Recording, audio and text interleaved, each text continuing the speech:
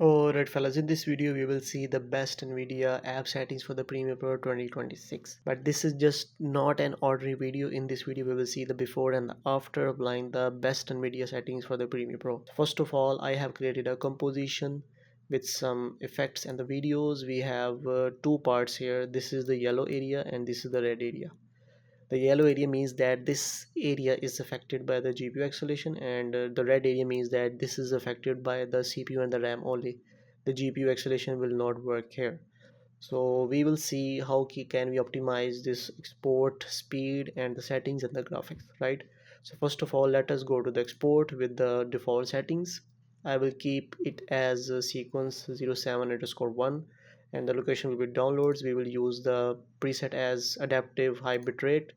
We will keep the format as h2 h.264, and we will not apply any other settings, but we will change the performance to the software encoding so that we can see the real difference between the hardware and the software encoding, and after applying the NVIDIA settings too. So we have all the settings in place, and let's go to export.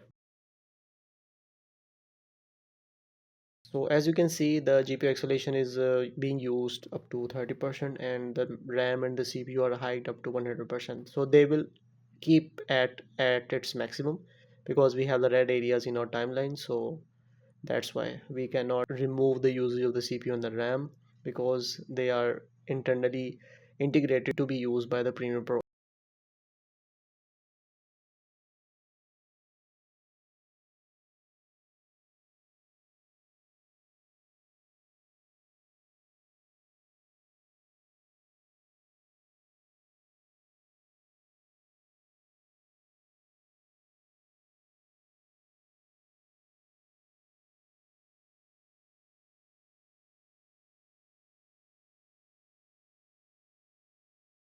So this is the video that has been exported in this time frame, and now we need to close the Premiere Pro and let us go to the NVIDIA app. Right now we have to apply the settings after closing the Premiere Pro. This is very important. So first of all, you need to be right inside the NVIDIA app, and then you need to see the drivers in the left navigation of the NVIDIA app, and then you need to make sure you have the studio driver installed on your PC. This is very important. This is supported for the creative apps, which includes the Premiere Pro. So if your studio driver is not there, you can also go with the game driver. That is perfectly fine.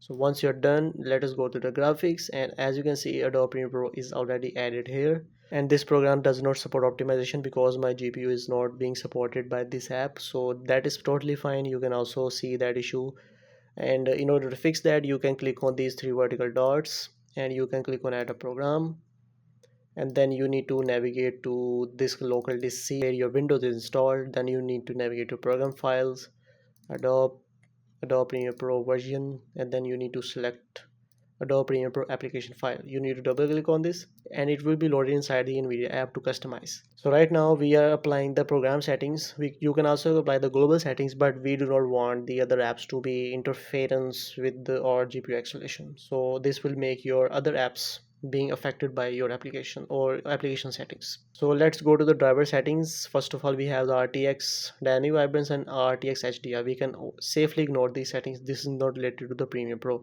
But if you want more saturation and colors, you can keep it at its own and you can adjust your settings accordingly, right? So I do not recommend this because it will make your color grading very hectic. So let's go to the GPU. This is CUDA GPUs. This is very important. If you have multiple GPUs, you can select use these GPUs, and you can also select your graphics card here, and it will use a GPU while rendering. You can also ignore DLSS all settings, and low latency mode you can also ignore this. For the image scaling, this is very important. You need to keep it on and make sure it is at its 59%, and sharpening is 20%. That's perfectly fine. You can click on apply. For the high frame rate, this does not affect the Premiere Pro, but it is recommended to go with the maximum frames. For the Minutech technology, it is not related to your Premiere Pro, but you can go with your G-Sync compatibility. That is for NVIDIA. For the OpenGL GDA compatibility, this is very important. You need to select preferred performance. For the Vulkan OpenGL preset method, you can go with preferred layered on DXGA swap chain. For the power management mode, prefer the maximum performance. For the vertical sync, this does not affect our Premiere Pro, so we will ignore this. for the virtual reality, we do not need this. Let us go to the first of all, we have anisotropic filtering. We can go with 4x. That is perfectly fine. That is the balance between the 0 and the 16. Or you can also go with the 8. That is perfectly fine, but I prefer to go with 4. But if you face any issues or your screen is black, going black or flickering, you can keep it as off, but for me it works best with 4x. For the anti-aliasing fx AA, you can keep it on. For anti-aliasing transparency, you can go with the 4x. That is perfectly fine. If you see black screen and flickering, you can keep it as off. The background max frame rate, this is totally ignorable. You can keep it at its maximum, click on apply. For the mfaa, this is very important and you need to keep this on. For the texture filtering and entropping sample optimization, you need to keep it on. For the negative LOD bias, you need to go with the clamp. For the texture filtering quality, you need to go with the higher performance. For the texture filtering linear optimization, you need to keep it as on. And now all your settings have been applied.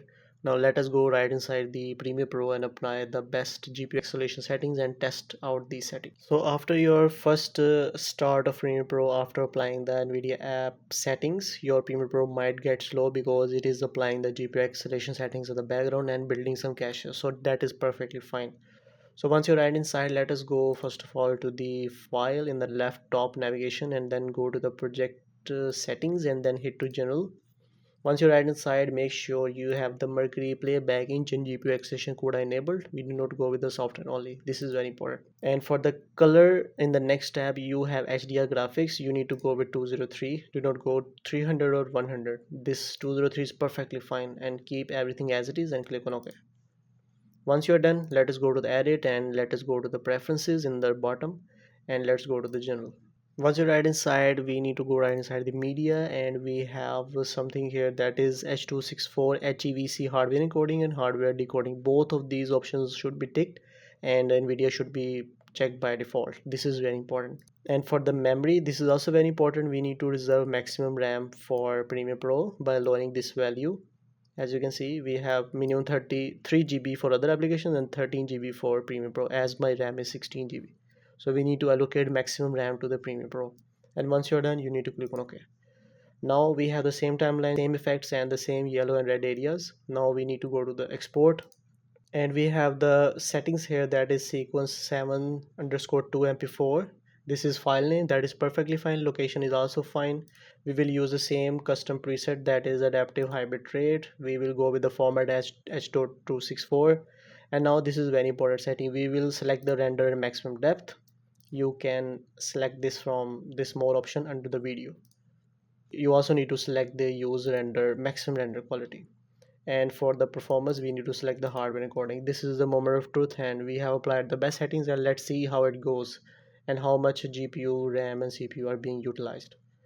And next we will see the bitrate, that was constant bitrate is 1.7. We will keep everything as it is. And now let us click on export.